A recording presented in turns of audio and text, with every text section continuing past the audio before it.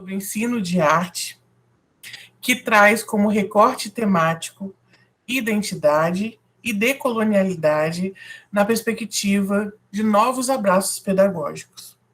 Esse evento está sendo promovido pelo Polo Arte na Escola UENF e conta com importantes apoios institucionais. A programação completa você pode encontrar nas nossas redes sociais, no Facebook e no Instagram. Para o relato de experiência que nós vamos acompanhar hoje, nós estamos contando com o apoio institucional do Programa de Pós-Graduação em Ensino de Artes Cênicas da Unirio. Agradecemos antecipadamente a todos os convidados, colaboradores e participantes envolvidos e desejamos uma excelente experiência. Contaremos a partir daqui com a valiosa mediação da nossa parceira de longa data, professora Raquel Fernandes, artista, professora, mestra em Arte e Cultura Contemporânea pela UERJ e doutoranda em História da Arte também pela UERJ, coordenadora da licenciatura em Teatro do Instituto Federal Fluminense, Campus Centro.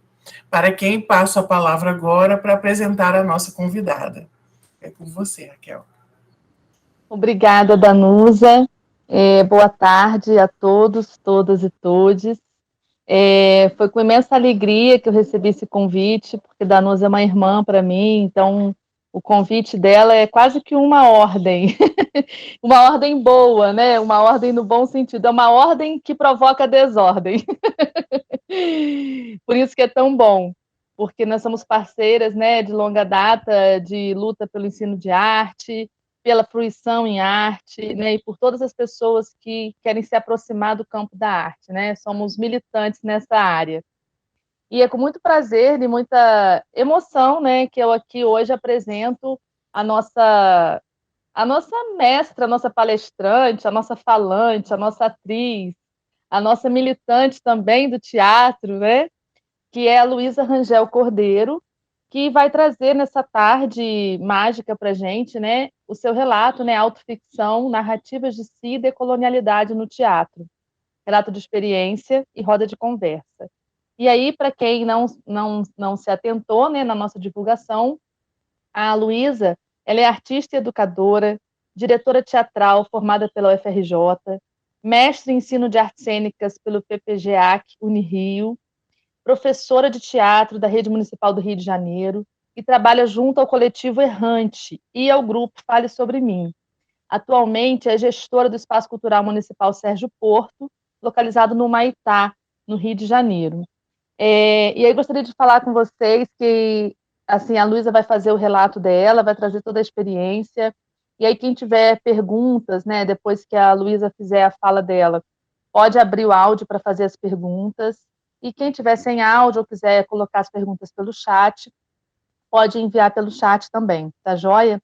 Então, peço que vocês fiquem atentos, porque é um momento de troca bem importante, um momento de aprendizagem que eu estou tendo a honra de estar aqui para ouvir, principalmente ouvir, e treinar a escuta nesses tempos tem sido de suma importância, né?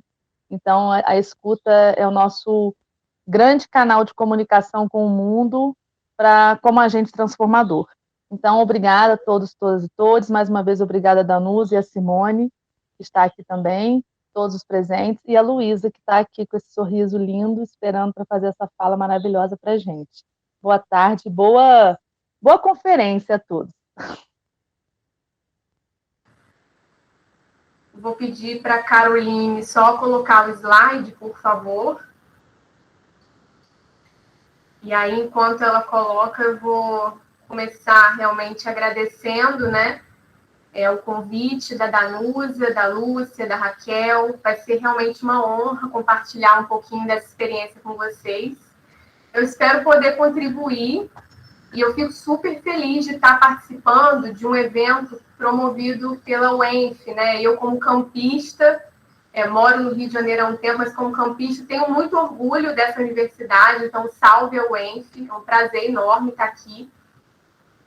Para mim é muito especial estar falando sobre criação, nesse momento especificamente, né? Falar sobre criação é falar sobre vida, sobre projetar esperança, né? Sobre colocar aí o nosso corpo, os nossos desejos em movimento. E isso é muito bom. Eu sou, como a Raquel já falou, eu sou Luísa e desde 2017 eu sou professora de teatro da Rede Municipal do Rio. Tem 2 meses que eu não estou mais em sala de aula, mas é temporariamente, né? Eu assumi a gestão de um espaço cultural da prefeitura.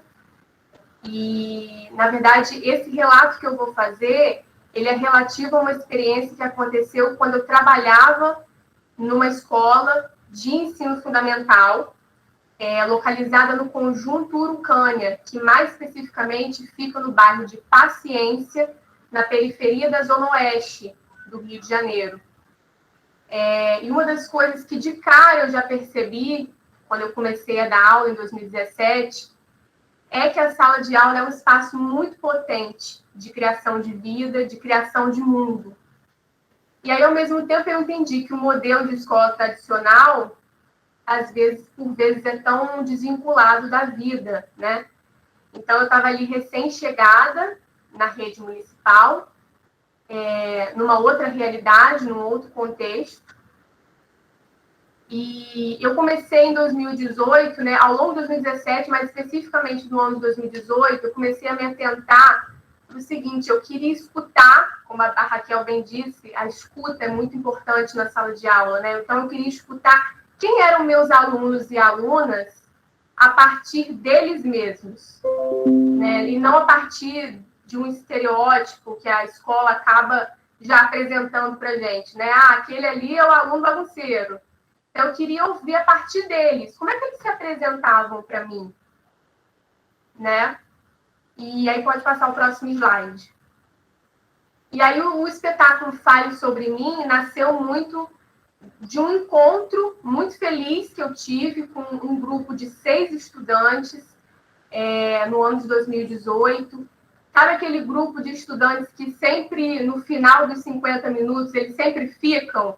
Né, eu tinha esse tempo de 50 minutos, né, do horário de artes cênicas na grade, e sempre tem um estudante ou outro que volta, né, depois do horário, bate lá na porta e pergunta, quer criar cena, quer sugestão, quer falar, enfim, quer contar sobre sua família, contar sobre seu dia a dia, e, enfim, trocar. E eu percebi realmente que tinha um grupo muito interessado de turmas diferentes, né? Interessado. E todos eram do 6º ano, na época, né? Em 2018. Então, eles estavam ali nitidamente apontando um interesse em aprofundar sua relação com o teatro. Era muito claro isso para mim. E aí, coincidentemente, eu fiquei sabendo que ia acontecer um festival de teatro de alunos da rede, que era assim, o nome era Festa. Era a primeira vez que ia acontecer. Na rede municipal do Rio, já existe há muito tempo o Festival de Música e o Festival de Dança. Só que de teatro nunca tinha acontecido, apesar de nós termos professores de artes cênicas na rede. Então, foi muito marcante. Foi a primeira vez que teve esse festival, e eu fiquei sabendo da inscrição, e falei, bom, vou reunir essa galera e vamos criar uma cena. E o limite da cena era de 15 minutos, né? Era um festival de cenas curtas. E a gente começou a trabalhar com depoimentos pessoais em cena, né? Trazendo ali fragmentos da história de vida de cada um desses estudantes e dessas estudantes. E aí estava me interessando muito perceber como é que eles traziam para a cena tudo que estava atravessando a vida deles naquele momento, que era especificamente um contexto de Rio de Janeiro sob intervenção militar, em 2018. Eu propus esse trabalho de ordem mais documental, mais pessoal, né, justamente porque eu percebi ali o quanto que esses jovens reivindicavam um espaço de autoria, né? Era isso que estava, naquele momento, me instigando, me interessando. E aí eu compartilho com vocês nesse slide algumas perguntas que me moveram muito, né, nesse início de processo. Para além da representação que a escola faz dos educandos e educandas, como seria ouvir a história deles a partir de si mesmos? Como criar estratégias para que a juventude coloque em cena sua visão de mundo? Como podemos performar nossas subjetividades? Pode passar. Eu estava ali me interessando, como artista docente, em fomentar um teatro feito por jovens. Que a gente sabe, né? Tem o teatro para a infância e juventude, o teatro para crianças, né? O teatro infanto-juvenil. Só que, assim, o teatro feito por crianças e por jovens, ele tem lugar, né? Ele é legitimado, ele é reconhecido, ou é só o para crianças e para jovens que têm um reconhecimento?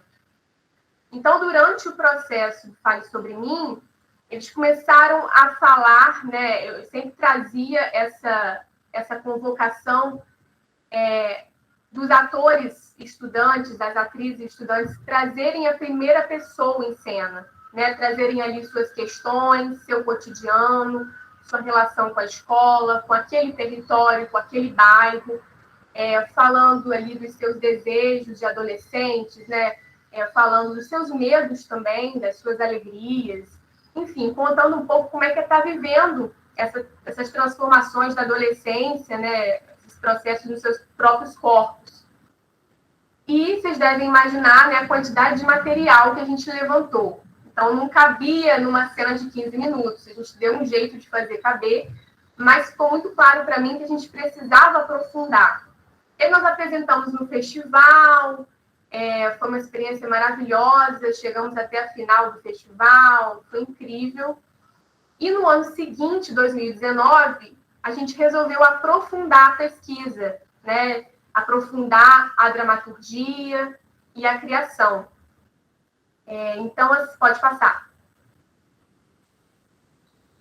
Então, vocês percebem que essa pesquisa tem esse foco, né, esse interesse pelas práticas teatrais contemporâneas, né, um teatro menos ilusionista, uma cena que convoca mais a presença e o posicionamento do ator em cena, um interesse também pelo trabalho com a memória, né, um tensionamento entre o real e o ficcional. E aí a gente teve referências como, por exemplo, o teatro documentário, a autoficção, o teatro do real, né? Durante a pesquisa no mestrado, eu adotei o termo autoficção, pegando um pouco emprestado do campo da teoria literária, que nos anos 70, o Dubrovsky, o francês, né? O Dubrovsky, ele já apontava esse termo autoficção como talvez um termo que contemple mais esse tipo de criação autorreferente, né, que vai além da ideia de autobiografia, porque às vezes a ideia de autobiografia acaba estando mais ligada a uma trajetória linear de vida, uma trajetória mais cartesiana, e o Dubrovsky aponta que a autoficção assume mais honestamente o espaço de elaboração do vivido, né, assume essa formulação em cena, essas escolhas que se faz, o que contar, né? Quando a gente traz para a cena, a gente pensa o que contar, como contar, né? Que recorte que a gente está fazendo. Tudo isso é escolha, né? Então, o gesto de autoria, ele não condiz muito com uma verdade verificável. Então, não estava interessando tanto o que é verdade, o que é mentira, né? Porque, afinal, o que é verdade? Né? São falsas problemáticas. Então, é um tipo de criação que traz aí um manuseio da memória, ao mesmo tempo, obviamente, dentro disso, traz o manuseio da imaginação, do sonho, né, do ponto de vista de cada um. E aí a gente acaba desfazendo, nesse tipo de criação, uma lógica de verdade e de mentira. E no campo do teatro contemporâneo, uma grande inspiração foi a categoria do teatro documentário. Né? A nossa prática fez uso de arquivos, depoimentos pessoais, imagens, entrevistas, recursos que são característicos da cena documental. Né? E no Brasil, para quem se interessar, né? No Brasil, um dos principais pesquisadores que buscou conceituar o teatro documentário e pesquisar o contexto histórico, né? Foi o diretor Marcelo Soler. Para quem se interessar, tem o livro Teatro Documentário, uma pedagogia da não ficção, que é nesse livro que ele desenvolve essa pesquisa. Enfim, na minha dissertação, eu comento mais sobre essas referências, né, sobre esses conceitos que nortearam a pesquisa. Então, quem se interessar em ler a dissertação está disponível no site da Unirio.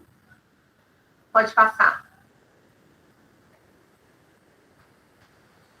As nossas composições cênicas e dramatúrgicas, elas buscaram convocar mesmo dessas alunas, atrizes, alunos, atores, se relacionarem com seus arquivos de vida e produzirem seus próprios escritos.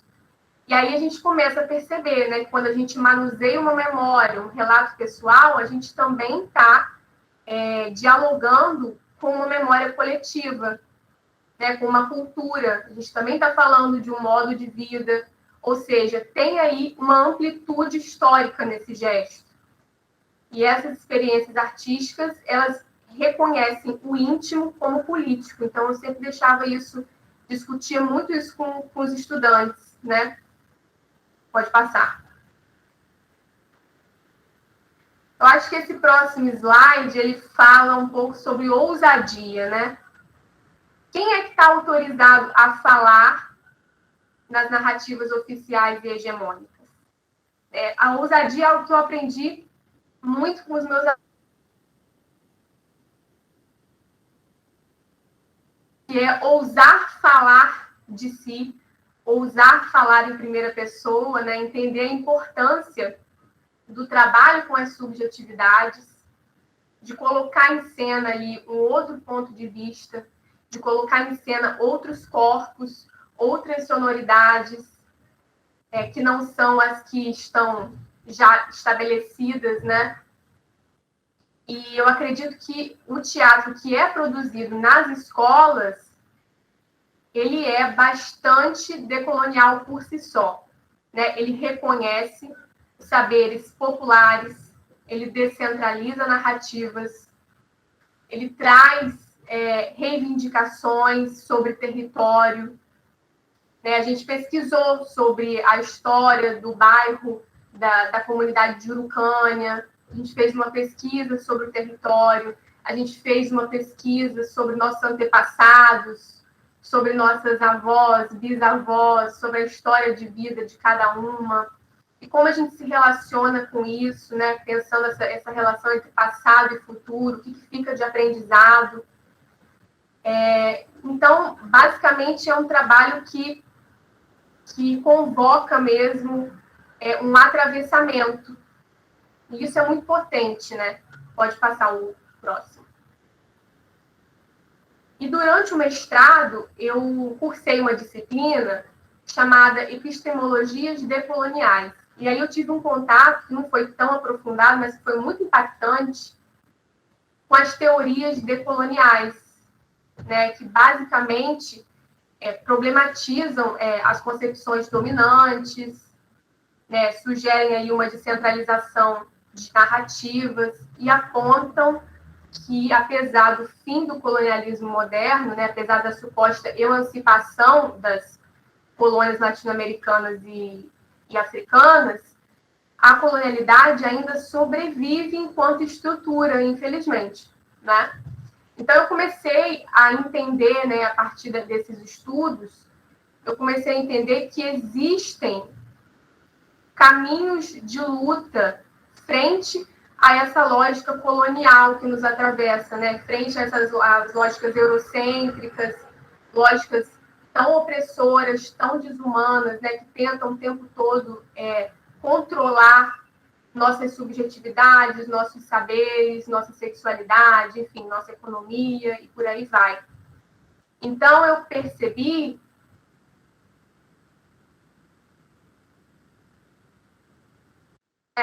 em sala de aula, tinha uma coisa muito marcante, muito forte, que era meio desestabilizadora, que era a presença de uma professora, no caso era eu, e a presença de alunos e alunas de uma escola pública da periferia de um país latino-americano, que é o nosso, né, marcado por feridas coloniais, e que, sim, essa era a nossa maneira ali de resistir a essas lógicas de apagamento, de resistir a essas lógicas de invisibilização. E, de certa forma, essa dramaturgia se mostrou um modo de provocar um rearranjo simbólico da cena. Nós ousamos falar, né? Nós estamos ali enquanto testemunhas, enquanto corpos testemunhos, falando de um território específico, de uma realidade específica, denunciando ali uma violência do Estado, denunciando falta de representatividade, produção de miséria. Então, por isso que o trabalho com as narrativas de si me parece realmente muito potente, né? E o teatro, de modo geral, na escola, ele é capaz de semear a vida nesses territórios em que existe um projeto de morte muito atuante, né, por parte do Estado. E eu trouxe no próximo slide, pode passar, a citação da Grada Quilomba, né, que é bastante inspiradora. Tem até esse livro, que foi uma das referências, que é Memórias da Plantação, da Grada Quilomba. E essa citação eu vou ler para vocês. Enquanto escrevo, eu me torno a narradora e a escritora da minha própria realidade, a autora e a autoridade na minha própria história. Nesse sentido, eu me torno a oposição absoluta ao que o projeto colonial predeterminou. Então, a Grada Quilomba traz muito bem essa dimensão de que escrever e performar em primeira pessoa é, sim, uma maneira da gente reunir diferentes perspectivas da nossa cidade e do nosso país, né? É uma maneira de confrontar essas lógicas de apagamento de narrativas que são históricas, né? Pode passar. E essa pesquisa, em 2019, então, na verdade, a pesquisa nasce na escola pública e depois eu me aprofundo na academia, né? Então, eu entrei em 2019 para o PPGEAC, que é o Programa de Pós-Graduação em Ensino de Artes Cênicas, da Unirio. Fui orientada pela Rosiane Trota, professora Rosiane Trota, que foi incrível.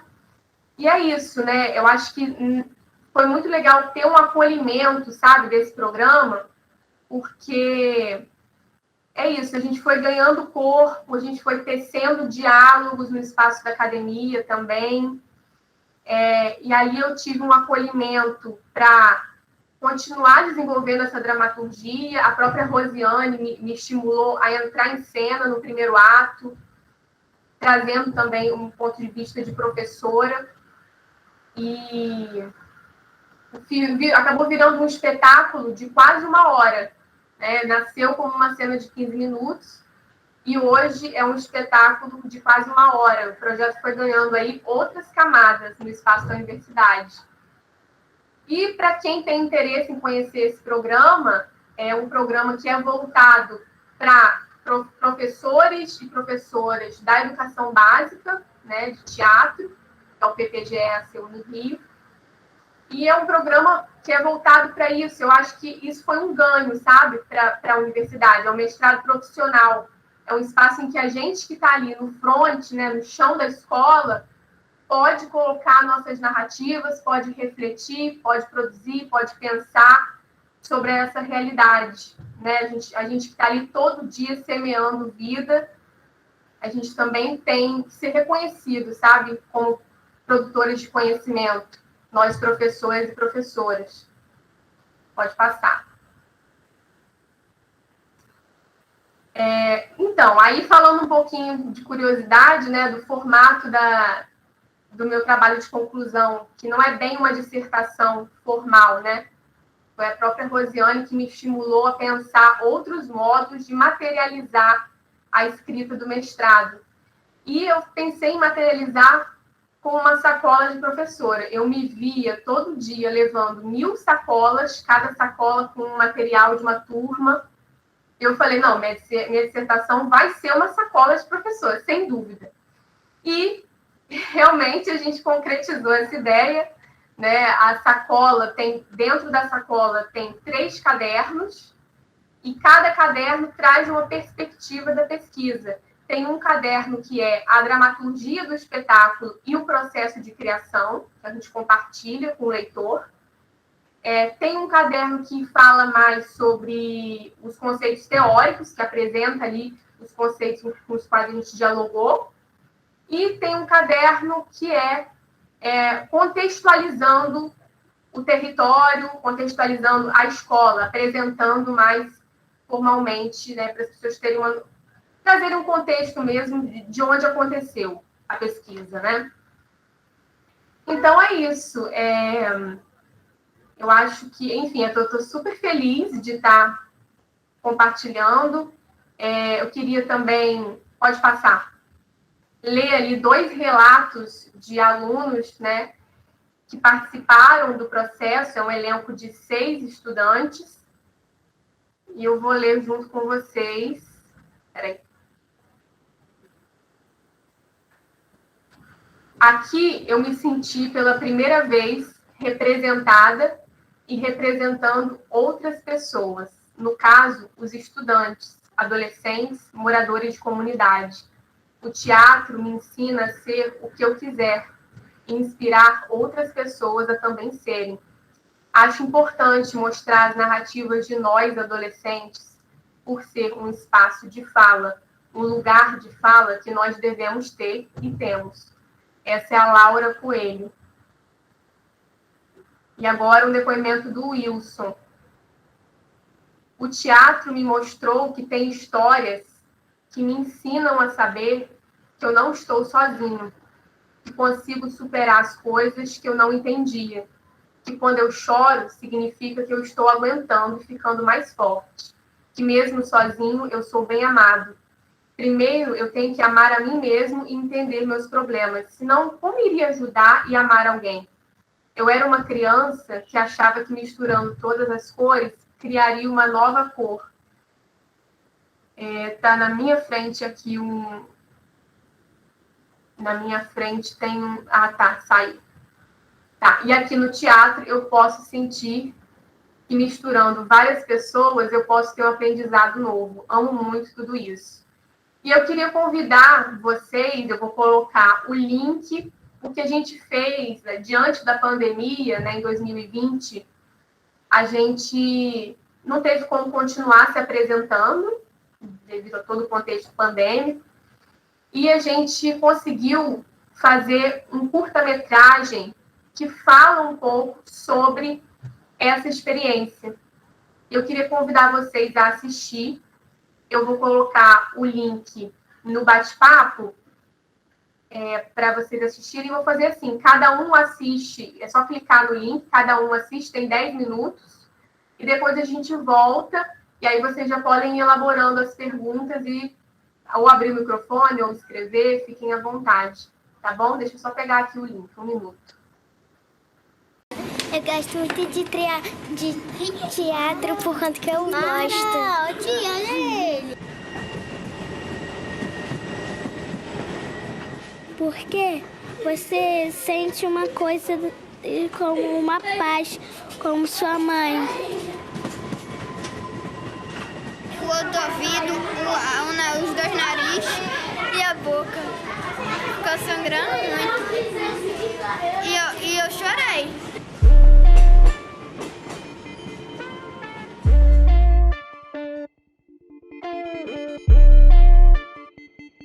Depois que nosso coração para de bater, a gente não morre? Se minha mãe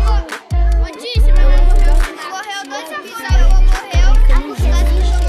Eu gosto muito de teatro, gosto muito da aula. Teatro, pô, muito bom. Tipo, é um lugar de espaço, tipo, um espaço meu. Que eu posso chegar, desabafar, falar o que eu quero, se expressar. Como que esse projeto nasceu? O projeto Fale Sobre Mim nasceu quando eu comecei a perceber o quanto eu podia aprender ouvindo as narrativas dos meus alunos e alunas, né? A sede que eles tinham em falar sobre suas histórias de vida. Nossos encontros aconteciam fora do horário da sala de aula. Ele acontecia em caráter extracurricular. Então, a gente tinha 6 alunos envolvidos no projeto, em 2018 e em 2019. E essa pesquisa se tornou uma pesquisa de mestrado na Unirio, no programa de pós-graduação em ensino de artes cênicas. Toda a base da dramaturgia veio a partir de questões que os próprios alunos e alunas traziam, né, sobre o que eles querem falar.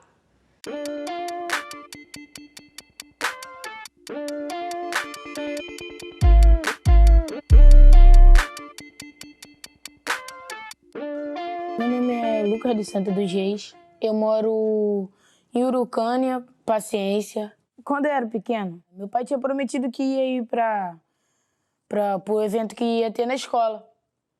Aí ele não foi, tipo, por uma criança afetou muito, né? Porque eu tava olhando assim, todas as crianças com os seus pais.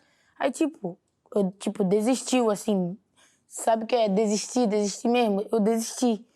Aí, quando eu olhei pro lado, eu vi meu avô. Naquilo, criou uma esperança no meu peito e eu fiquei muito feliz. Meu avô é uma pessoa que foi muito importante pra mim. Porque, ele foi como um pai. Ele me criava. Era um amigo que, eu podia desabafar. Eu me chamo Laura. Eu nasci em Nova Friburgo, que é outra cidade daqui do estado do Rio. Meu nascimento foi meio confuso. Minha mãe diz que quando eu nasci, eu não, me mexia, não chorava, não respirava, não fazia nada. Era como uma criança morta. Aí os médicos entraram em pânico. Até hoje não sei o motivo de eu estar morta, né, ter nascido assim. Meu nome é Wilson Juan, moro em Urucânia, Vale dos Palmares. Quando eu era criança, eu gostava de misturar tanta tinta que eu queria todas as tintas do mundo para misturar e ver se dava uma cor nova. Eu ficava fissurado nisso. Eu penso que misturando as pessoas, eu sempre teria um aprendizado novo, como eu pensava que teria uma cor nova. Então, eu misturo as pessoas e a gente cria uma história nossa. Então, cada um vai aprendendo alguma coisa, até com a história de vida do outro. Eu me chamo Anélia Britney, tenho 13 anos. Lá em casa os nomes são bem diferentes. O nome das minhas irmãs são Stephanie Onassis, Whitney Campbell, Kirsten Cameron, Vigbe Arnold e Hilary Wesley. Eu moro no Urucânia, um pouco longe da escola, que eu moro no estado do Furado. Eu gosto muito de tomar sorvete. Gosto também de ficar na praça, a gente conversa também, anda muito pelas ruas e tal. E também eu gosto porque também é tudo perto. É loja ali, loja aqui, mercado aqui, na esquina, em frente, farmácia. Então essa dramaturgia buscou ir além do que se espera enquanto estereótipo, sabe, para falar da juventude. E o trabalho com a autoficção, com as narrativas de si, eu acho que ele é capaz de trazer um sentido para quem nós somos, para o que está atravessando o nosso cotidiano agora. Ele é capaz de fazer a gente se posicionar diante da nossa história, se reposicionar, se conhecer, se reconhecer, assumir outras posturas. Essa peça, esse trabalho que eles fizeram, foi um crescimento muito grande para eles, pessoalmente, e eu sinto também na comunidade como um todo. A comunidade, assim, abraçou o projeto, abraçou a escola e eles se sentem, assim, gigantes. Eles conseguiram se agigantar diante de todas as dificuldades aqui que eles sofreram durante esse tempo todo. Eu não vim de família rica, não vim de um lugar chique, eu não vim de uma coisa exaltada.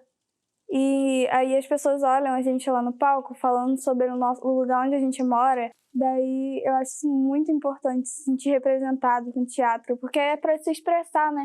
Assistir a peça teatral Fale Sobre Mim, a primeira coisa que me tocou, o primeiro momento, foi remeter à minha infância.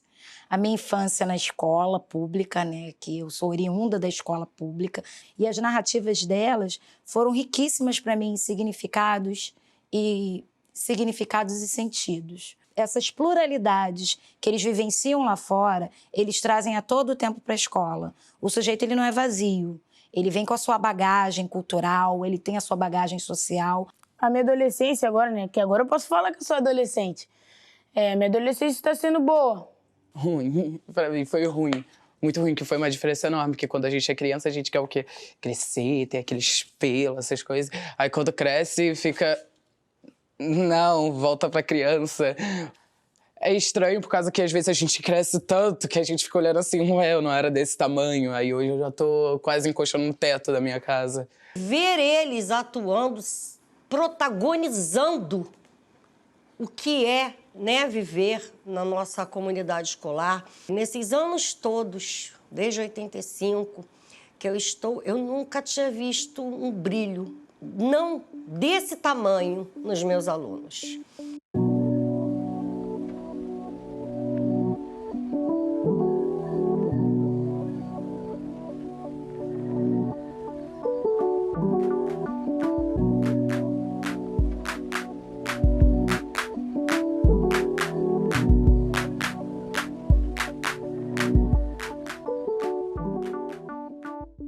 E ao chegar lá, eu me emocionei muito, tá? Me emocionei muito em saber determinadas coisas do meu filho que, por mais que eu seja presente na vida dele, eu não conseguia ver isso nele, né? A escola, o ensino público, ele tem suas grandiosidades, ele tem um potencial muito grande. Só que muitas das vezes algumas pessoas não acreditam nisso, tem que acreditar. Estão tentando matar a gente, estão tentando matar as crianças que vestem esse uniforme. Estão tentando matar a escola pública. Eu queria que a pele negra não fosse só para deficientes. Vocês já repararam o quanto o meu cabelo é lindo? O meu cabelo é lindo! A gente pesquisou sobre nossa ancestralidade, por exemplo, né, a relação com nossos antepassados. Que memórias são essas que eles conseguiram buscar, ouvir de uma avó, de uma bisavó, entender essa relação entre passado, presente e futuro de uma forma menos linear, né? Olhar para o passado para aprender também, né? Entender que estratégias nossos antepassados forjaram, sabe, para sobreviver. A Grada Quilomba, que é uma autora, inclusive, que a gente leu durante o processo, ela fala que quando a gente narra a própria história, quando a gente começa a escrever a nossa própria história, a gente se vê como sujeito na nossa própria história. E isso é um ato político. Teatro me ensinou muitas coisas, mas uma coisa que eu mais aprendi é sobre a diversidade, sobre a confiança em falar e o local de fala, que antigamente eu tinha medo, vamos supor isso. Eu não gostava muito de falar, às vezes até levantar na hora da sala eu não gostava, para, tipo, explicar uma resposta. Mas aí o teatro me mostrou que tem outros modos de se falar. Falar de si é também falar de um coletivo, falar de questões políticas, sociais, culturais. Então o teatro é capaz disso, ele é capaz de estreitar, de criar vínculo e ele acolhe. Isso é fundamental.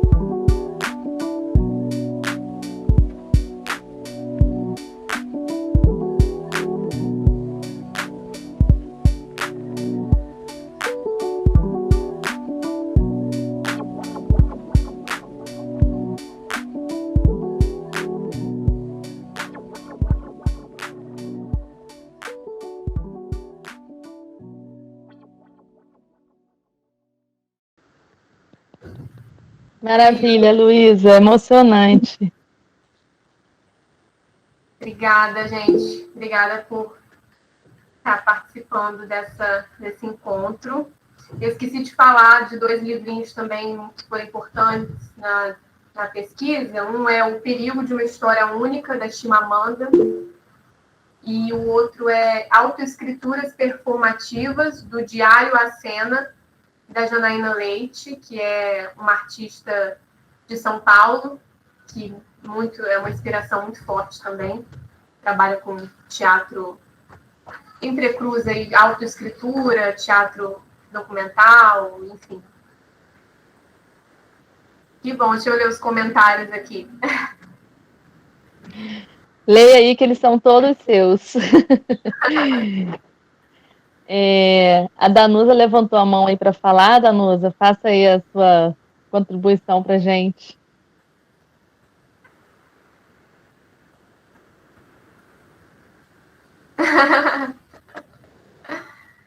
O bom é que Ingra, né? Ingrid. Deixou a câmera ligada. E aí eu fiquei aqui assistindo o vídeo através da expressão dela. Foi muito bom. Que linda, Ingra, saudades. Estão me ouvindo? Primeiro, parabenizar a Luísa por esse trabalho tão sensível, né? Tão magistério, seu trabalho, no sentido da palavra magistério mesmo. Eu, trabalhando esses anos todos com orientação pedagógica, lido com muitos professores recém-formados e muitos professores já formados há algum tempo. E eles me procuram muito desesperados, sempre pelo mesmo motivo. Danusa, eu não sei mais, ou ele travou, já não consegue mais pensar em novos planos de aula, ou ele não se sente ainda preparado para ter um planejamento autoral das suas aulas, né? Digamos assim. Aí fica querendo pegar a aula do coleguinha, uma receitinha de aula, coisa básica, assim, para ter um pontapé inicial. E todas as vezes a minha conversa com eles, todas as vezes, parte do mesmo ponto. Eu sempre digo a eles, o problema é que você está o tempo todo tentando levar alguma coisa. O que eu vou dar? A pergunta é, o que eu vou dar? Eles me procuram, Danusa, o que eu vou dar na aula sobre tal tema? O que eu vou dar? Eu falei, você já parou para trocar a pergunta? Em vez de você se perguntar o que você vai dar, o que você vai receber nessa aula? Você já parou para pensar que você pode ir para ouvir em vez de ir para falar? Porque você precisa entender que, assim como diante do espelho, diante de você, tem muitos universos diferentes. Eu chamava de caldeirões efervescentes, assim, de poéticas, caldeirões de poéticas. E você tem a missão de acrescentar mais fogo nessa lenha e de mais ingredientes nesse caldeirão. Só que o caldeirão tá ali, ele já traz coisas para você. Você tem que saber olhar para ele e saber o que tem. E saber com o que você vai trabalhar. E foi exatamente isso que a Luísa nos mostrou que é bonito, possível e eficiente, né, em termos de construção de conhecimento. Porque é um conhecimento que parte de uma aprendizagem totalmente significativa. Isso vai ficar para a vida deles. Não é aquela coisa que estudou para a prova e esqueceu. Isso eles vão lembrar para sempre. Porque foi extremamente singular do ponto de vista do significado, né? Então ela fez partir, justamente isso que Luísa fez, é o que a gente chama de desenvolver a poética pessoal, que às vezes parece uma coisa tão abstrata. O que é desenvolver poética pessoal? É isso.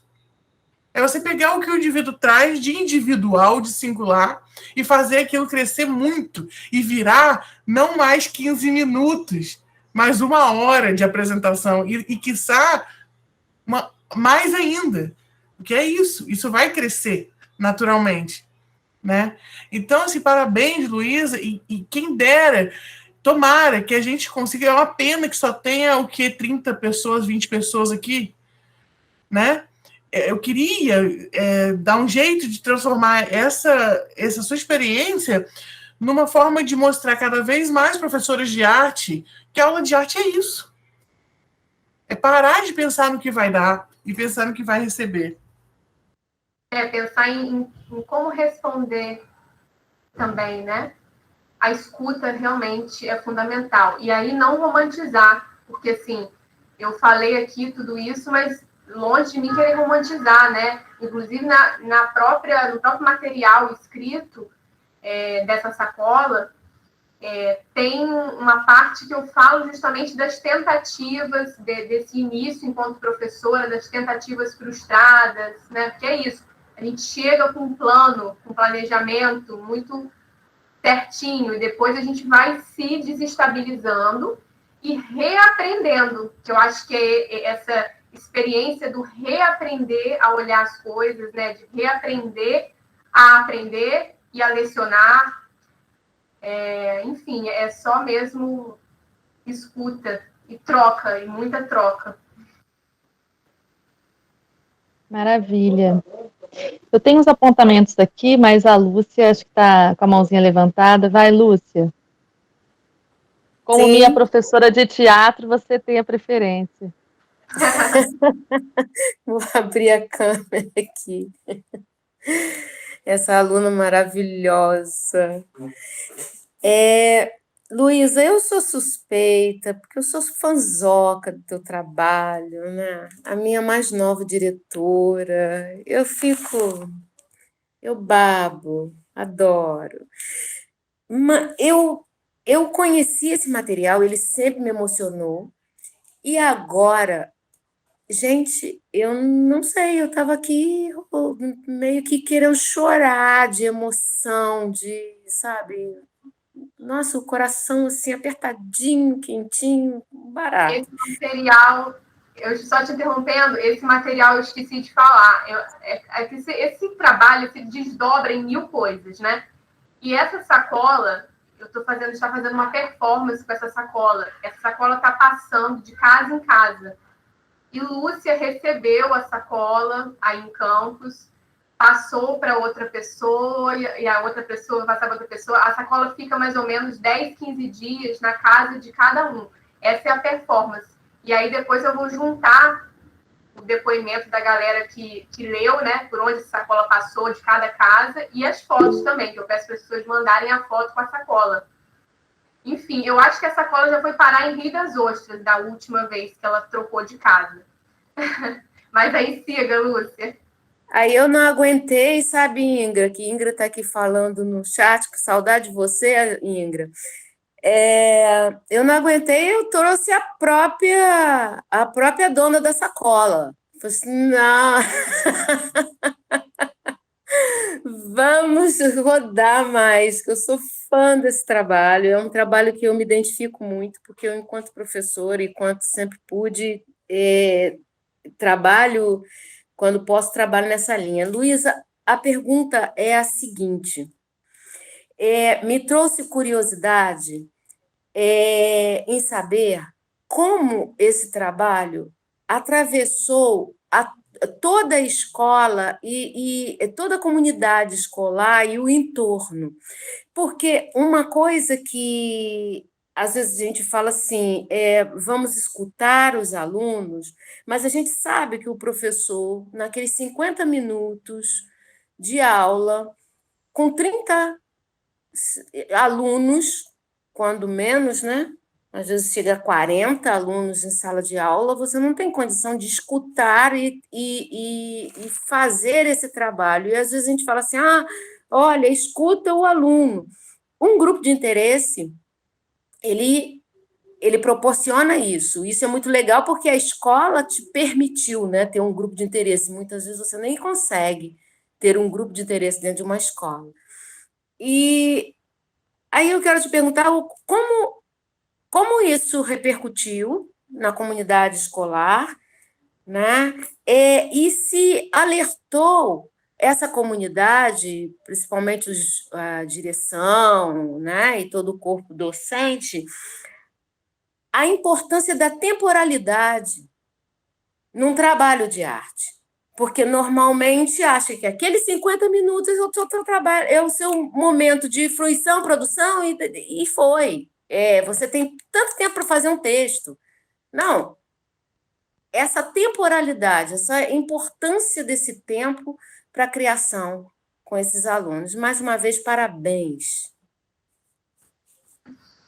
Que bom te ouvir, Lúcia. Muito bom. E agradeço por ter feito essa ponte aqui. Então, vou começar falando de uma coisa que realmente é um ponto fundamental, né? Esse grupo era um grupo de interesse mesmo, e olha só, eu não tive... A escola abraçou em que sentido? Abraçou inicialmente... tá, então pode usar a sala. A diretora foi super parceira e tal. Mas eu fazia encontro com eles no horário do meu planejamento. Então, assim, a minha carga horária, que era 40 horas semanais, dava aula para 26 turmas, tá? Porque era 50 minutos cada turma, eram 26 tempos, do professor 40 horas, e tinha 14 tempos de planejamento. Então, assim, eu não deixei de pegar nenhuma das 26 turmas dentro do meu horário de trabalho para poder ter um horário com esse núcleo específico, né? Então, eu fiz na carga horária de planejamento, porque às vezes é isso, né? A gente sabe que a pesquisa não é reconhecida, e eu fazia no meu horário de almoço, praticamente, o que não é nada legal, né? Então, inicialmente foi essa batalha, e assim, a escola, a princípio, não sabia muito do que era. A diretora falou, não, pode fazer, usa a sala nesse horário do almoço, não sei o quê, mas assim, ninguém entrava para ver, eu convidava para ver uma cena, ninguém ia. Então, foi aos poucos ali, a gente foi realmente trazendo um diálogo, uma aproximação. Teve uma relação muito forte com as merendeiras da escola.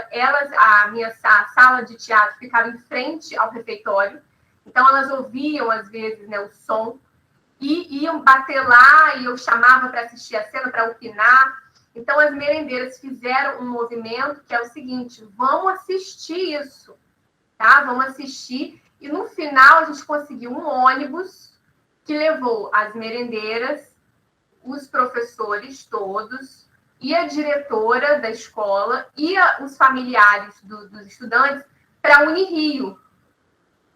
E quando a galera chegou na Unirio e assistiu no palcão da Unirio, aí que a diretora viu pela primeira vez, e ela ficou assim, como assim? Isso estava acontecendo na minha escola? Né? E a diretora, só que nisso teve um detalhe que eu não falei, né? Os alunos mudaram de escola em 2019, porque o projeto começou em 2018 e eles foram para o Fundamental 2. Então, ainda tinha que conciliar a carga horária deles em outra escola, que era do lado, né? E a minha. E aí, a diretora da outra escola foi convidada também. E ela falou assim, gente, se eu soubesse que era isso que vocês estavam fazendo, eu teria trocado eles de horário, porque no início do ano eu pedi para todos estudarem no mesmo turno, tipo assim, todos estudarem só de manhã, para a gente fazer os ensaios à tarde.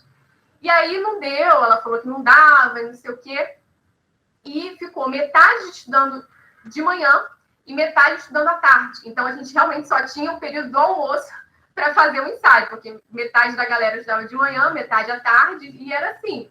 Sabe, o impossível acontecendo? Porque tinha muito o desejo de estar acontecendo.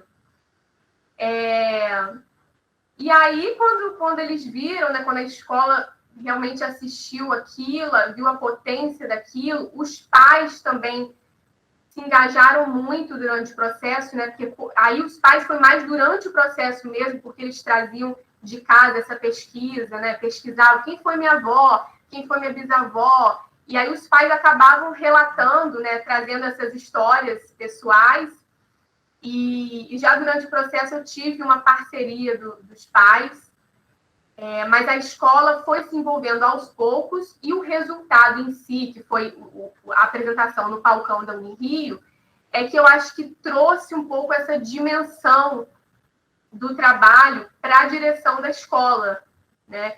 Então, assim, elas realmente perceberam, nossa, tinha uma incompatibilidade de horário que poderia ter sido revista, mas eu achei que era qualquer coisa. Então, assim, não tem essa noção da dimensão do trabalho artístico na escola, né?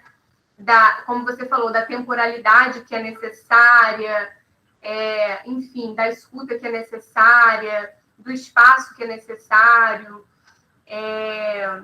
Eu acho que é isso. Eu acho que o entorno, agora falando um pouco da comunidade, né? O entorno abraçou em que sentido? A gente começou a descobrir que tinha um centro cultural que é chamado Casa da Rua do Amor, que é ali perto. E a gente começou a se relacionar com esse centro cultural, com os artistas da própria localidade. E aí a gente começou a apresentar, teve um dia que a gente foi apresentar o documentário lá. Então a gente foi ganhando espaço no território também, né? A gente começou a se relacionar com artistas do território e a ser reconhecido também. Que é isso, né? A Lisa traz para um lugar menor. Ah, não, é um espetáculo da escola, não é bem um espetáculo, é menos teatro. Mas a gente começou, não, nós somos um grupo de teatro, sim, de estudantes, sim, de adolescentes, e fazemos nosso trabalho, fazemos nosso espetáculo, estamos aí, estamos dialogando, estamos criando, enfim. Não sei se eu respondi. Acho que sim, acho que as pessoas estão encantadas, né, Luísa?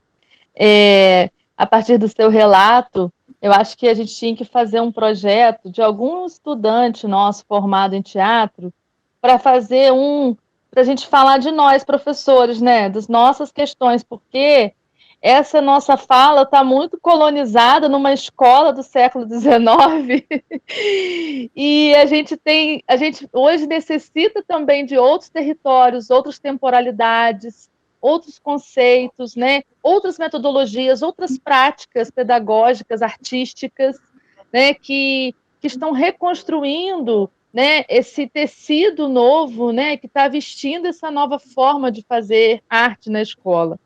E isso vem muito mesmo desse levante também desses conceitos decoloniais, né? Assim, desse levante mesmo de mostrar o que nós somos. E aí, e onde estamos, e por que somos, assim, e por que estamos. Então, acho que essas questões, elas são muito pertinentes enquanto nós, docentes, não nos depararmos também com esse momento de, ao invés de nos preocuparmos com o resultado de uma produção artística, né, entender o processo como um percurso decolonial, porque quando o teatro encontra, por exemplo, com a questão mítica do teatro e com a questão da trajetória, do rito, do processo, né, ele está preocupado com o processo transformador do teatro, né, é um retorno, o teatro decolonial, e falar de mim, falar de si, esse resgate dessa oralidade, é um retorno à ancestralidade do teatro, né? Eu não vou falar mais do texto do outro que não fala de mim, assim como os antigos, né? Antes de sermos domesticados pela igreja, né? Que o teatro também falava de si, que o teatro também falava dos seus ritos e falava das suas questões e das suas trajetórias. E aí, eu tive uma sensação, e só quero colocar isso porque eu fiz uma relação, porque eu sou atriz, né, mas sou professora de artes visuais. Então, e eu acho que aqui tem muitos professores de artes visuais que frequentam o polo, então acho que é interessante fazer essa ponte quando você fala de performar subjetividades, né? O professor de artes visuais, ele faz no sentido inverso, numa mão inversa, né?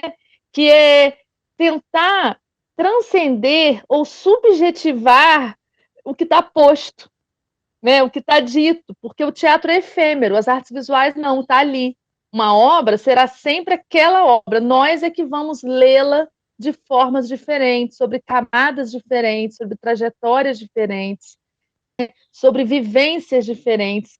Então, eu fiquei feliz, assim, muito emocionada com o seu vídeo, e fiquei pensando assim, eu acho que eu quero também, enquanto docente de artes visuais, um dia, perceber esse sentido inverso, né, que os meus discentes, né, meus estudantes, adolescentes, estão fazendo a partir do encontro com a obra de arte, né, porque a partir da obra de arte transcender a um sentido que não é aquele que está posto pela historiografia da arte, mas é o novo sentido que eu traço com essa obra, né? Então, acho que a gente pode fazer esse caminho inverso no campo das artes visuais. Achei lindíssimo, né? Porque o teatro que me apresentou as artes visuais. Então, por isso que eu tenho as duas formações. A partir da Unirio é que eu conheci um pouco mais essa relação performativa, estética, visual, poética do corpo e nas artes visuais. Então, eu fico sempre fazendo essa relação. E também uma outra questão dessa questão que você colocou, outra questão da questão, olha só, a pessoa está alucinada já, porque está aqui, né, enlouquecida. Quando você fala da Grada Quilomba, né, me lembrei, antes de você falar da Grada Quilomba, eu tinha me lembrado, você narrando a sua trajetória, do texto dela Pode uma Subalterna Falar, né, esse texto é maravilhoso. Eu, na mesma hora, me lembrei desse texto, que eu até reli recentemente. E talvez, aí eu fiquei pensando assim, essa questão, você acha que essa geração da selfie, essa geração que se mostra muito, que se expõe muito nas redes sociais de uma maneira geral, ela potencializa essas narrativas de si? Ela potencializa essa liberdade, esse lugar de tomar para si esse espaço para narrar a si mesmo também? Você acha que uma coisa pode se relacionar com a outra, já que a gente vive num momento tão midiático e da internet tão dentro das casas, dos adolescentes, das escolas? Tentei fazer essa relação porque eu tenho buscado muito isso nas produções teóricas dos alunos de teatro, né? Muitas narrativas de si, e muitas vezes se confundindo um pouco a narrativa de si com a subjetividade, com o objeto e com o sujeito da pesquisa. Então, você acha que essa necessidade de falar de si, da geração que a gente tem hoje, né, do momento tecnológico, ela potencializa o discurso decolonial ou ela extrapola ou esvazia o discurso decolonial? Queria ouvir sua opinião. É uma provocação, eu não tenho resposta, tá? É só uma provocação. Sim, interessantíssima essa provocação. Nossa. Então, eu acho que a tecnologia, né, essa explosão, esse boom das redes sociais, sim, traz uma abertura maior, né, para pontos de vista mais plurais, digamos assim, né? Eu posso, enfim, passar por uma situação de violência na rua e gravar e expor e denunciar e etc. Então, eu acho que sim, traz democratiza mais, né, esse acesso e esse espaço de uma autoria.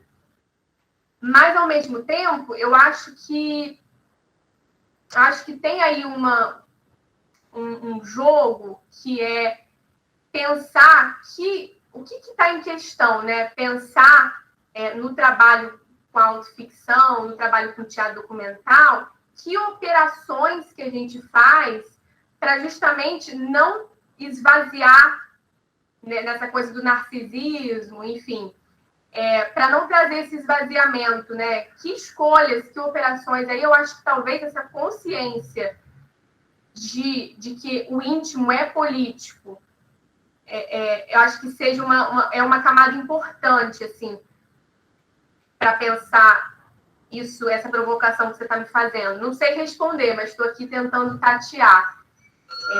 Mas eu acho que é, sim, importante trazer uma amplitude histórica, né? Essa relação, quem somos nós, essa relação, o que a gente carrega de história, né? O que a gente carrega... E aí pensar politicamente, pensar socialmente, que eu acho que aí que é o pulo do gato, né? Para não ter essa sensação de esvaziamento dos discursos, de um modo geral, né? eu iria por esse caminho. Perfeito. Perfeito. É porque eu fiquei pensando nisso agora, também não tenho uma resposta, né?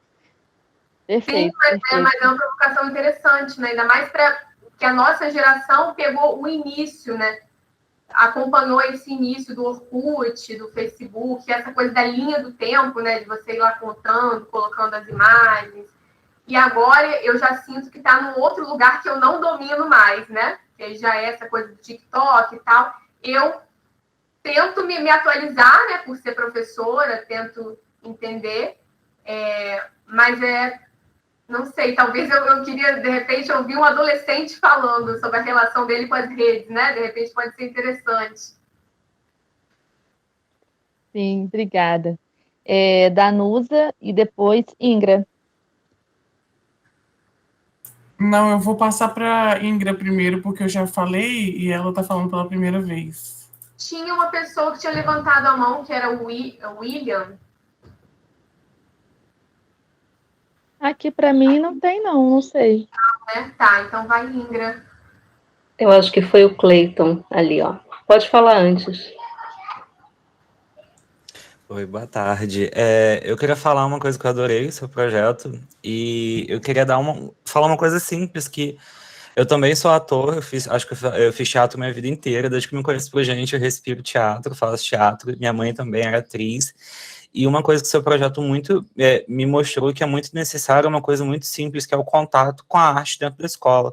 Isso, assim, a gente fala de muitos outros fatores, mas esse contato, você ter um professor de arte dentro de uma escola que esteja disposto a trabalhar com crianças daquela localidade, isso é uma coisa muito grande que quando na minha infância eu não tive isso, eu tive que procurar outros recursos fora da escola, e eu acho que é muito grande você trazer a arte, sabe? Seja ela da mais simples possível para dentro de uma escola, ou seja ela da forma mais intensa, como teatro, dança e outras coisas.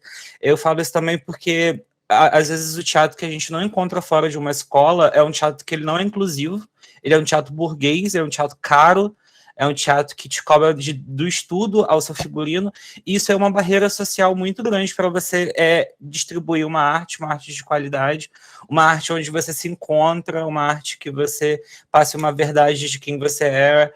E eu acho que, assim, seu trabalho, eu só queria elogiar, porque ele está de parabéns, sabe? Eu acho que você conseguiu, assim, alcançar não só, assim, toda a extensão de uma escola, sabe?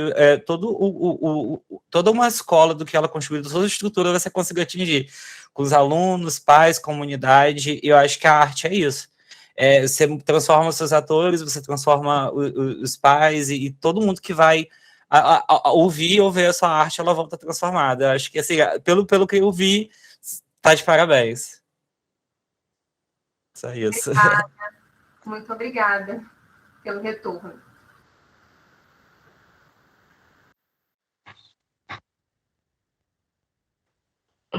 Oi. É até difícil puxar um fio, né? Porque a gente está aqui imerso num microcosmos de vida, né? A gente está aqui... É muito curioso quando a gente fala de arte e educação sob essa perspectiva decolonial, porque, ao mesmo tempo que a gente sente a potência, a gente sente um cansaço muito grande de quem está nadando contra uma correnteza. E é isso, aqui a gente está num grupo pequeno, na escola você trabalhou com seis crianças, adolescentes, pessoas, sujeitos.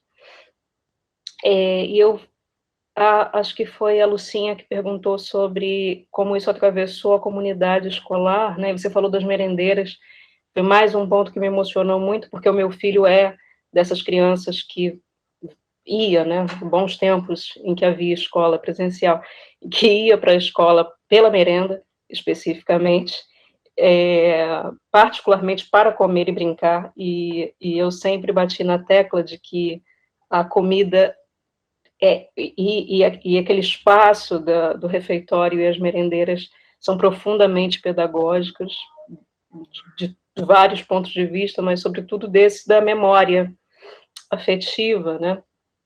E aí eu fiquei, a partir do que a Lucinha trouxe, que seria uma indagação minha também, eu fiquei com vontade de ir mais a fundo em relação aos professores e às professoras, não à direção, especificamente aos professores e aos professores, que aí a Raquel acabou trazendo também esse fio, porque eu estou com uma sensação, como mãe também, né? Eu acho que a gente está passando por um momento em que todas essas relações de teórica autoridade estão passando por um pente fino, assim, interessante pra caramba. Mas eu tô com uma sensação de... Por exemplo, toda vez que a gente vai falar de autonarrativas, a gente frisa a importância delas, justamente porque parece que tudo que a gente naturalmente recebe diz o contrário. Fica falando de si, egoísmo, sei lá, né? A gente tem uma série de forças contra, e a gente precisa estar afirmando o tempo todo com essas autoras, né? Eu ando com uma frase da Glória Anzaldúa debaixo do braço, assim, para me lembrar, sabe, da vontade de tatuar, assim, no antebraço e ficar lendo, né? O tempo todo, assim, a gente precisa lembrar dessa importância para não sucumbir, acho que a palavra é essa, assim. Mas eu fico pensando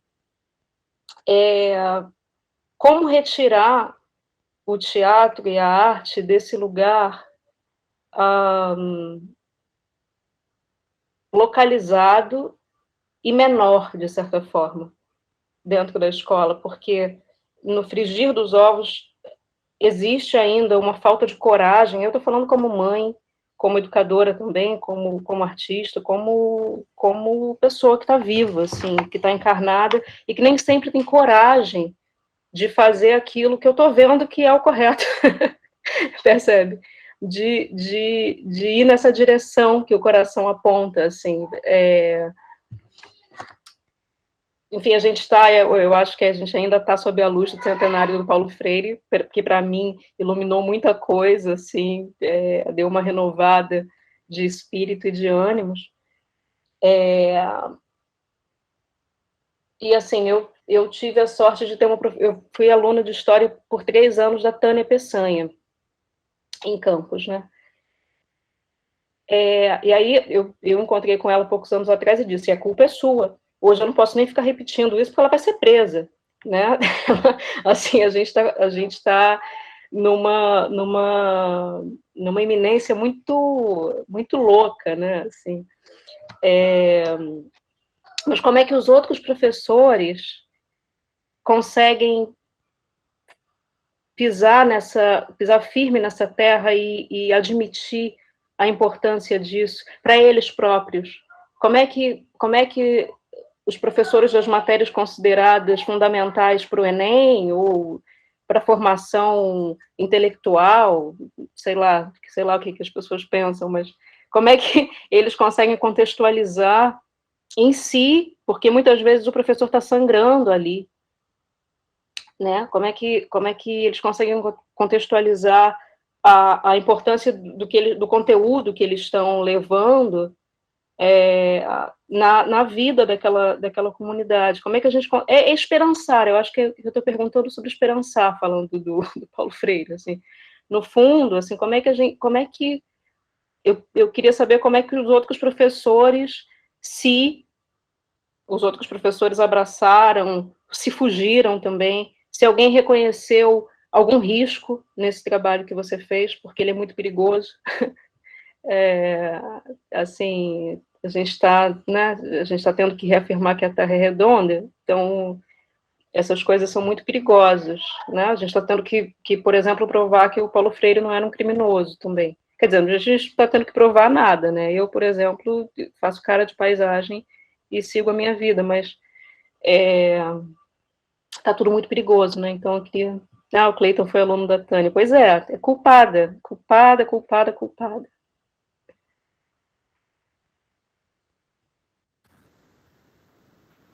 Então, Eu entrei nessa escola em 2017 e foi justamente no ano que a escola foi inaugurada.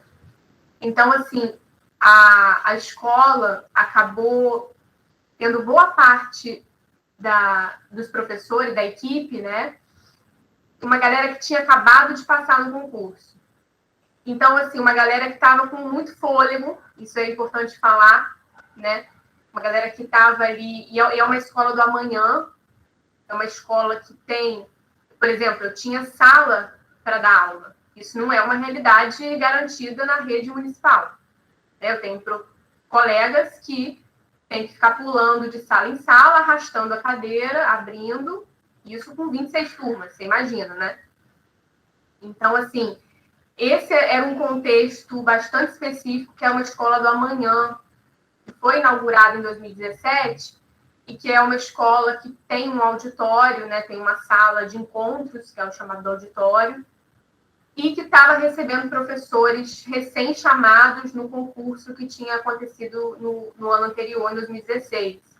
Então, uma galera que, sim, claro, tinha algumas pessoas que já eram da rede, né, que foram realocados para essa escola, mas, sim, né, eu fui feliz no sentido da parceria. Assim, os professores foram parceiros, em sua maioria, foram parceiros, assim. É claro que a gente percebe que a própria rotina e a estruturação da escola é cada um correndo com sua carga horária, a gente tem pouco tempo para se falar, a gente se encontra no corredor, ou às vezes um professor mete a cara ali no vidro e tenta ver, mas assim, eu acho que é triste realmente a gente ter essa sensação de que está correndo atrás do rabo, sabe? Porque realmente não cabe, é uma experiência que não cabe nesses quadradinhos, né? E a gente tem pouco espaço para socializar, para conversar, inclusive entre nós professores, né? É tudo muito rápido. Ainda era uma escola que tinha carga horária diferente, uma parte das turmas era integral, que era de 7h30 a 2h30, e uma outra parte das turmas era parcial, que era ou de manhã ou à tarde. Então, você imagina a loucura que os professores conseguirem se encontrar. Né? Mas eu tive, por exemplo, aí tem aquela coisa das parcerias, né? Professor de educação física, a professora, enfim, de vez em quando aparecia, fazia um alongamento, um aquecimento com o elenco. Então, assim, a gente teve essas pequenas trocas, né? Mas, ao mesmo tempo, também acontece pontualmente de reclamar, porque meu aluno está aí, né, fazendo o quê? Tinha que estar aqui. Enfim, porque acaba que uma coisa invade a outra, né? Eu precisava do aluno tal horário, o aluno estava na aula de outra coisa. Tem que chamar o aluno. Enfim, é problemático, justamente porque é tudo muito cartesiano, né? Então, é um sonho mesmo pensar em uma escola que tenha esse espaço de troca, que tenha esse espaço para a gente, nossa, entender o que está acontecendo nela, né? A gente olhar, olha o que está acontecendo. Porque aconteceu durante um ano, praticamente, 2018, e ninguém direito sabia. Quem sabia eram as merendeiras que ficavam na frente, que de vez em quando apareciam lá. Então, é uma provocação maravilhosa essa. E foi legal também que os professores foram na Unirio, uma boa parte. Eles foram no ônibus e, enfim, foi uma... E é legal porque, assim, a gente também traz um outro olhar do aluno, né? Porque o professor já olhava, muitos daqueles alunos ali, assim, nossa, bagunceiríssimo esse aí, né? Ou essa menina aí não quer nada. E quando eles viam, né, traz essa outra, a gente também traz um contraponto. Olha aqui, queridos, os saberes são plurais, né? Cada um tem sua experiência e é isso, vamos abraçar. Então, eu fiquei muito... eu ri muito, teve um professor que falou, nossa, mas ele era super, tirou nota ruim, nota baixa, mas como ele fala tão bem em cena, né? Me emocionei com ele tudo. Então, é esse tipo de quebra, de micro fissura que a gente vai provocando. Mas ainda é triste, como a Ingra falou, ainda é triste que seja realmente uma luta. Ainda é triste que isso tudo tenha acontecido no horário de almoço meu, que não tenha sido parte da minha carga horária, né? Ainda é triste que eu, no mestrado, fazendo a pesquisa dentro da escola, não tenha tido uma redução de carga horária, porque isso é uma pesquisa.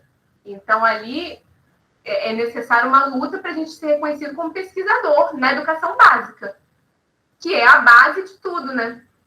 E a gente ainda não é considerado, né? Mas vai ser. Estamos nessa luta. Não só não é considerado, como é perseguido e desestimulado. Não é que não ajudam, é que atrapalham, né? Assim, ainda mais num contexto que é um território de milícia, que é onde eu trabalhava. Então, você imagina também que ainda tem um plus. É da Zona Oeste para Brasília, né? Tudo junto e misturado. É interessante você falar dessa ida à Unirio, né? Que também me emocionou bastante, porque a gente sabe os abismos que existem entre paciência e a URCA. Então, trazer um ônibus da paciência para... E aí, como é que foi? Teve gente da Unirio assistindo, ou foi só a Rosiane lá, animadíssima como é? Então, a gente só teve esse ônibus, vou abrir aqui para vocês, a gente só teve esse ônibus porque a Rosiane pagou do bolso dela. Simplesmente isso. Ela entendeu a importância dessa experiência acontecer, da comunidade escolar, da comunidade de Urucânia e dos familiares estarem nesse dia.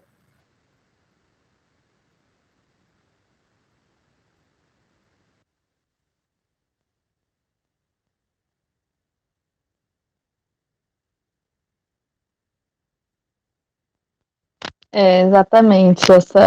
Essa compreensão é bem vasta, né? Bem complexa, assim, do todo. Danusa, acho que você queria falar, não sei se a Luísa terminou de falar a fala, ou a Ingra. Eu acho que minha internet deu uma queda aqui, travou aqui. Ah, né? Sim. Mas voltou. Então, mas aí eu acho que foi fundamental ter sido num programa de pós-graduação em ensino de artes cênicas, foi o mestrado profissional, que está tendo muito essa valorização, sabe, da prática, dessa troca prática mesmo, prático-teórica, né? E assim, não foi minha banca, tá? A apresentação na Unirio foi parte da pesquisa. A banca foi, teve uma galera da Unirio que foi, teve uma galera por exemplo, da questão de crítica, que foi também, e aí depois saiu uma crítica. Enfim, a gente tentou trazer também, sabe, outros olhares, que não ficar só focado um dia só para a comunidade escolar assistir. Não. É ali para espectador espontâneo. Teve uma pessoa que chegou porque viu no jornal, a gente saiu uma notinha no jornal, aí chegou uma família falando, a peça de Santa Cruz, a gente quer assistir. Chegaram 1 hora antes, achando que era outro horário, aí ficaram lá esperando. Teve público espontâneo também. Então, assim, você vê que uma ação, né, a orientadora, que foi a Rosiane, teve essa sensibilidade de perceber que uma ação fez toda a diferença para a experiência.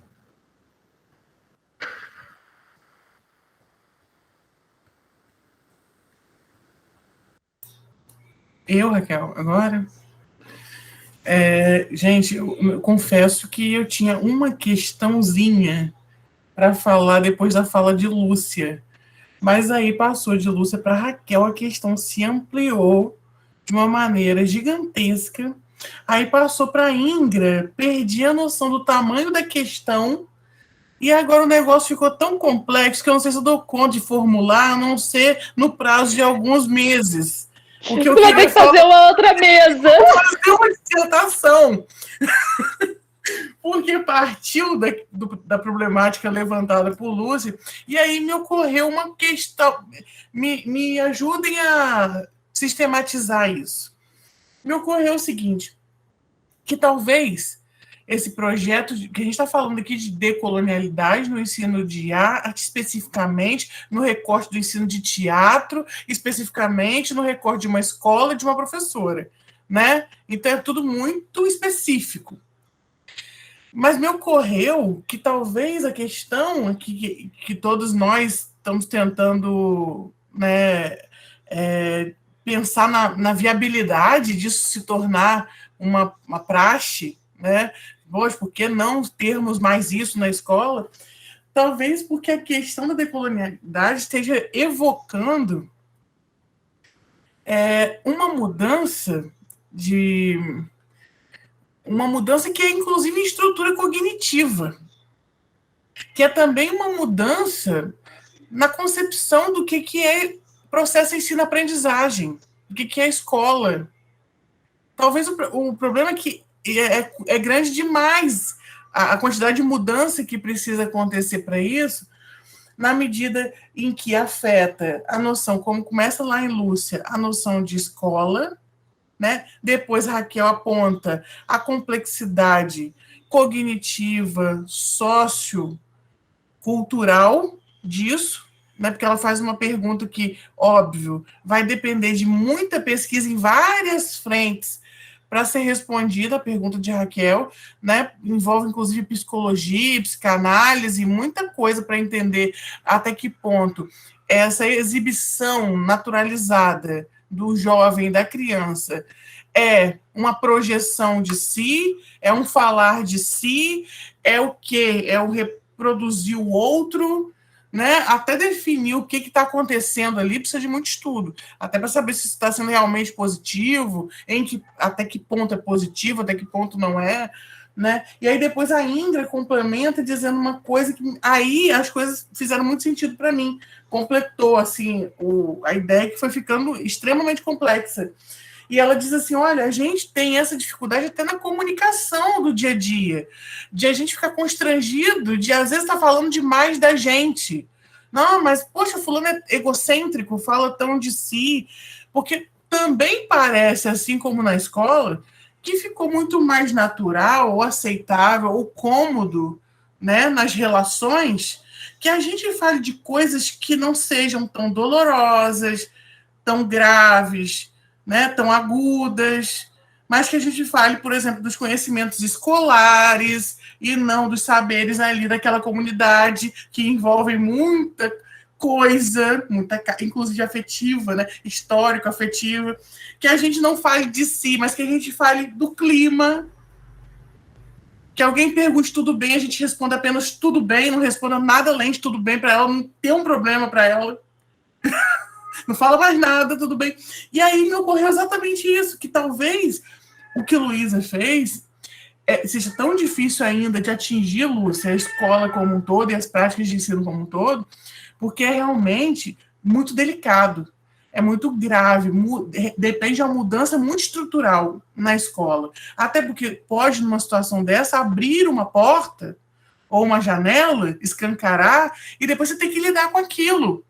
Né? Porque realmente pode surgir questão ali, por exemplo, de abuso sexual, que são questões muito pesadas dentro dessas histórias pessoais e familiares, né? Que a gente vai ter que trabalhar, não vai poder simplesmente fingir que não ouviu e passar para um outro assunto.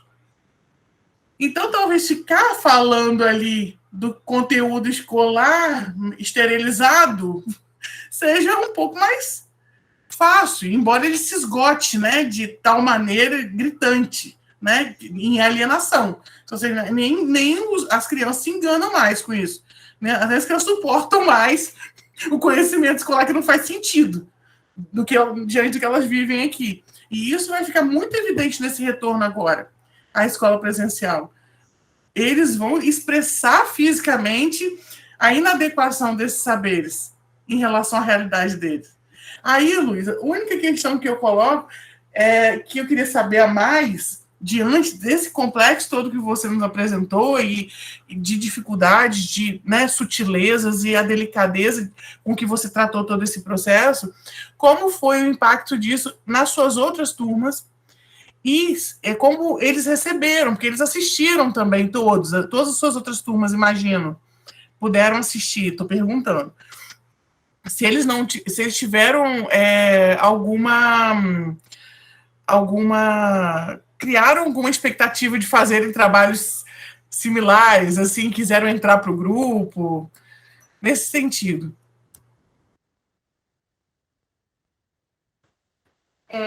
Não, só antes de responder, comentar uma coisa que você falou, né? Quando a gente pergunta o que você está com saudade da escola, mas do que na escola?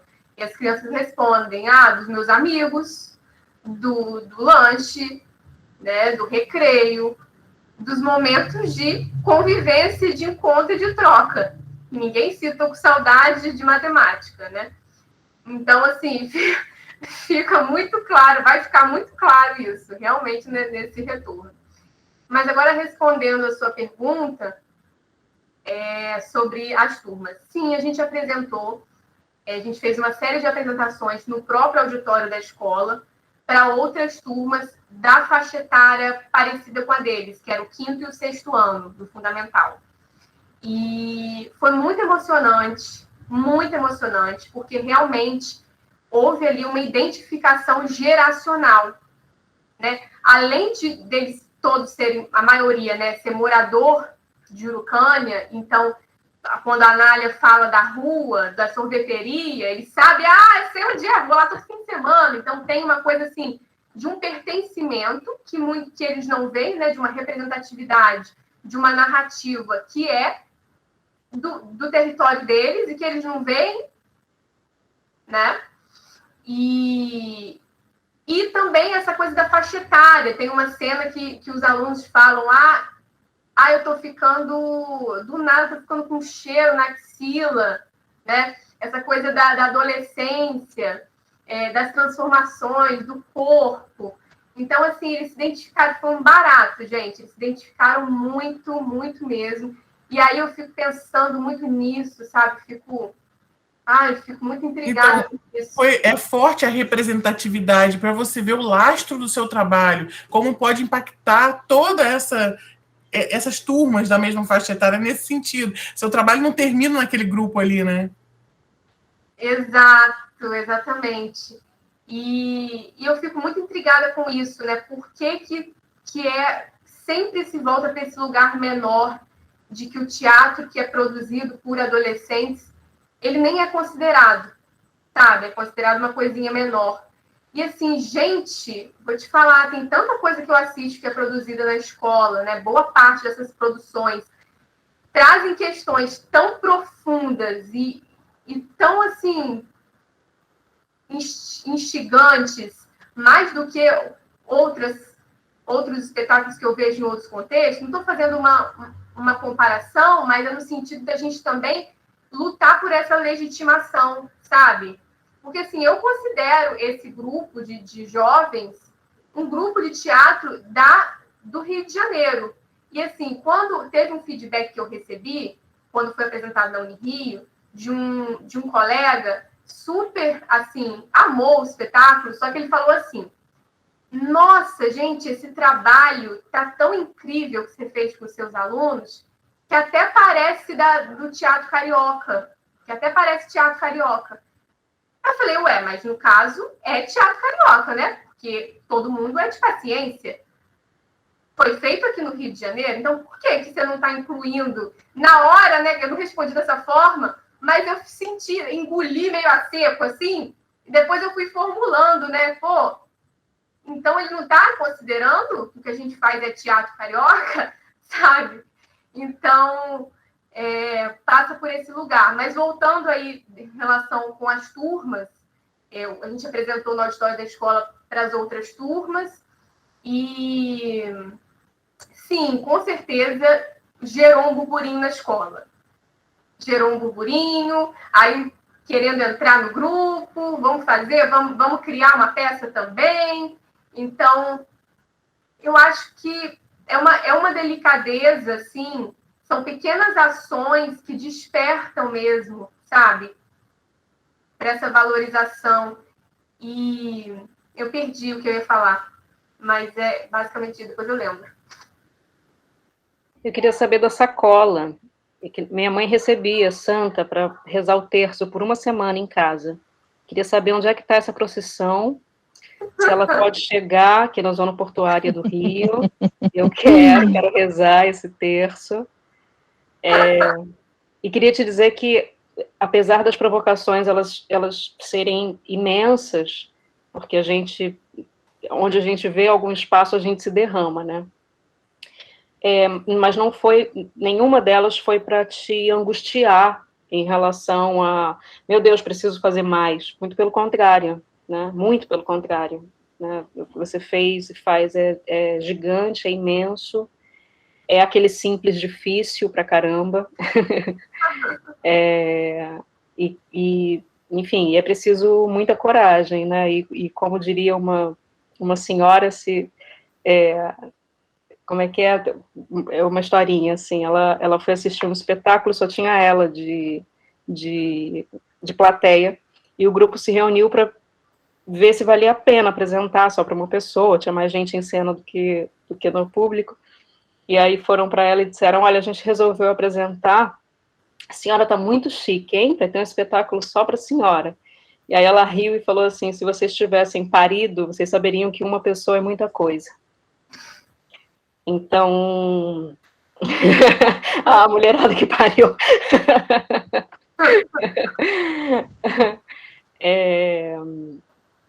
Então, 6, então, a gente abre os braços e faz um país.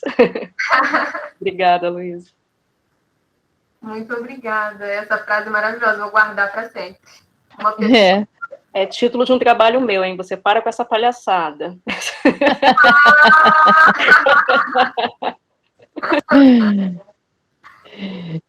Muito bom, muito bom, muito boas as contribuições, assim, eu saio mais encantada ainda, fiz 3 páginas de anotações aqui para discutir depois com as pessoas, eu adoro quando acontece isso.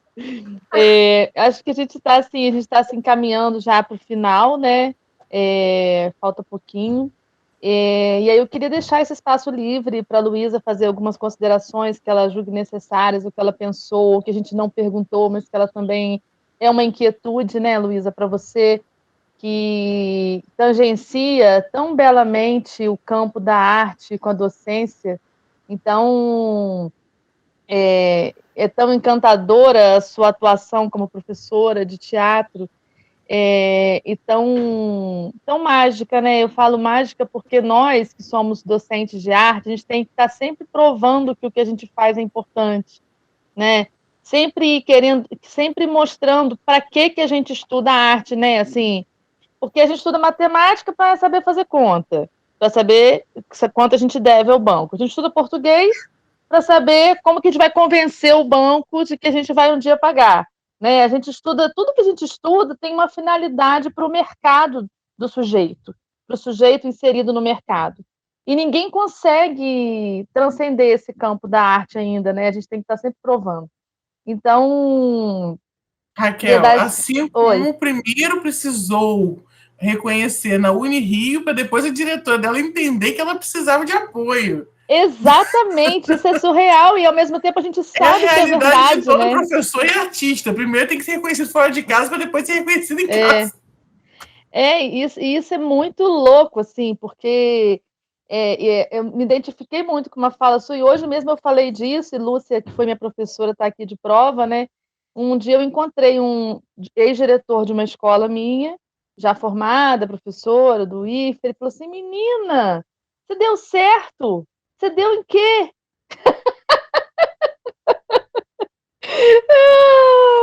Eu falei assim, eu não sei se eu tô dando certo, não, mas eu tô dando. Aí ele ficou meio passado, assim, mas tudo bem. Mas, assim, é surreal isso, né? Mas, enfim. Aí eu queria deixar esse espaço para você fazer suas considerações que você acha necessárias, né? E depois da Nusa, se quiser falar alguma coisa. Eu saio em completo estado de encantamento desse lugar aqui hoje e feliz de estar com pessoas tão potentes, com pessoas tão assim potentes para o ensino de arte, pessoas tão parceiras que mesmo distantes nós estamos tão perto das nossas inquietudes, né? Então agradeço, finalizo minha participação e passo a palavra para a Luísa e depois para a Danusa para fazer aí as considerações finais. Eu vou só responder Ingra, porque ela perguntou sobre a sacola e eu não respondi, esqueci de responder. Então, tem uma sacola rodando aqui no Rio. Eu vou anotar, então, seu contato, se você puder botar seu e-mail aqui no chat, e quem quiser também receber, aí só fala a cidade e o e-mail, que aí eu vou colocar na lista e a gente vai dando um jeito de um passar para o outro, tá bom? Mas vai ser maravilhoso. Que bom que você topa receber. E agora agradecer, só agradecer mesmo pela troca. Gente, foi muito provocador, assim, porque tô com a cabeça borbulhando aqui. Nossa, foi enriquecedor demais para mim poder trocar com vocês, ouvir as considerações, compartilhar aí o cotidiano e saber que é possível, né? Que é possível, sim. Então, estou muito feliz, muita admiração por vocês que estão aí em campus nessa militância, o pessoal do IFE. Gente, eu assisti a primeira peça do IFE, acho que foi da primeira turma. Então, eu fico tentando acompanhar o IFE, porque quando eu morava em Campos, não tinha faculdade de teatro, né? E eu estou com uma certa inveja no momento, sabe? E tem professores maravilhosos, e estou acompanhando de longe, com muita admiração. E parabenizar realmente o Polo Arte na Escola da UENF, que é uma universidade também que eu tenho todo um respeito e admiração. Agradecer a Lúcia por ter feito essa ponte e a todo mundo que colaborou, a Ingra, Cleiton, a galera que assistiu, que comentou aqui no chat. Agradecer pela mediação da Raquel e da Nusa também, super afetuosa aí no convite, trocando pelo WhatsApp, preparando tudo antes. Estou aberta para conversar mais além, então, assim, vou deixar meu e-mail aqui, tem um Instagram do grupo, que é Fale Sobre Mim Teatro, então sigam nas redes sociais, tá? Instagram, Fale Sobre Mim Teatro, a gente está sempre colocando lá o que tiver dos próximos movimentos aí dessa galerinha. E é isso. Então, estamos fechando com chave de ouro esta primeira atividade do primeiro dia do nosso segundo webinário sobre ensino de arte. Foi realmente uma ótima escolha para esse primeiro dia, porque nos animou, né, a participar de todo o resto, porque tem muito assunto sobre decolonialidade para a gente desfazer esse nó que a gente arranjou hoje aqui. Então, eu queria primeiramente agradecer em nome de toda a equipe do Polo Arte na Escola, Luísa, a sua generosa participação. Você aceitou de pronto o convite, né? Foi muito rápido, respondeu realmente muito afetuosamente, muito generosamente, estava ali realmente disponível a participar. E em relação a esse convite, agradecemos a Lúcia Talabi, que mediou, né, que indicou, mediou, apresentou o trabalho da Luísa para toda a equipe. Agradecer a professora Raquel Fernandes, que aceitou também prontamente fazer essa mediação, minha amiga, minha irmã. Continuo querendo crescer e parecer com você quando eu crescer, porque eu não tenho essa habilidade de falar tão bem numa coisa tão... É impressionante, Raquel. Que habilidade, dá para você se multiplicar? Não, que eu vou precisar mais de você essa semana. Você já é a minha multiplicação, nós somos multiplicação, somos do mesmo óvulo. Nós somos gêmeos, né? Agradecer a toda a equipe do Polo que está aqui dando suporte, Tamires, Carol, Marcos Antônio, né? Marcos, a equipe do Polo que também deu todo o suporte na divulgação, que não está aqui no momento, a professora Simone que compareceu também, a todos que participaram, foi realmente muito produtiva esse encontro, né? No sentido de ampliar essas reflexões que a Luísa traz a partir da experiência dela, que ela relata. E eu acho sempre muito bacana que uma discussão dessa nasça a partir de um relato de experiência, porque nasce não com sentimento de utopia impregnado, mas de possibilidade, né? Porque a utopia é sempre aquele campo de possibilidade para onde a gente pode migrar em algum momento. Mas, quando a gente não vê a coisa materializada, algumas pessoas podem ficar dizendo, mas é utopia. E quando a gente parte de um relato de experiência, a gente já descarta essa desculpa. Então, vamos partir de outros problemas, porque essa desculpa você não tem mais, porque ela conseguiu fazer. É claro que diante de toda uma configuração, de uma conjuntura, de uma constelação que permitiu que ela fizesse o que ela fez. Então, parabéns, Luísa, obrigada a todos os presentes. Lembrando que hoje a gente tem uma live muito importante sobre acessibilidade, decolonialidade no ensino, na arte, né, na cultura também, que vai falar da questão do espaço do museu, e às 19 horas, tá? Então, estão todos convidados. Por favor, nos ajude a compartilhar essa programação. Realmente vai ser muito rica a semana, e quanto mais pessoas puderem participar, melhor. Danusa, as redes sociais caíram hoje, as que pertencem ao Facebook, né? Vocês devem estar com muita dificuldade de divulgar. Que voltou? Já voltou? Eu acho que não. Ih, gente. Danusa, vamos fazer a foto. Tô tentando falar. Vamos fazer a foto. Quem pudesse aparecer na câmera aí pra gente fazer uma foto, para divulgar essa atividade da programação, por favor, apareça na câmera. Mais alguém? Dou-lhe uma, dou-lhe duas. Então, vou tirar. 1, 2, 3 e... Foi. Obrigada, gente. É isso. Vamos torcer para essa rede social voltar, né, gente? Para a gente poder ter o evento, porque realmente não tem como a gente transmitir se não for pelo Facebook hoje no final da noite. Quer dizer, no começo da noite. Tá? E só uma provocação, quando voltar tudo... Aí a gente apresenta o Fale Sobre Mim em algum lugar em Campos. Lá no IFE. No IFE, né?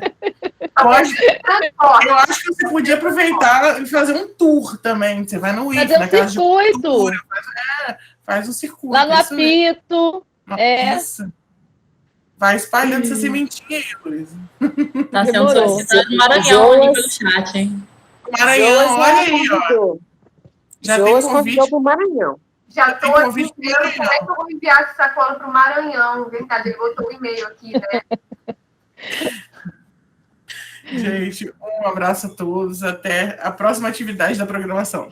Beijo. Tchau, beijo, gente. Obrigada. Obrigada por essa tarde. Tchau, gente.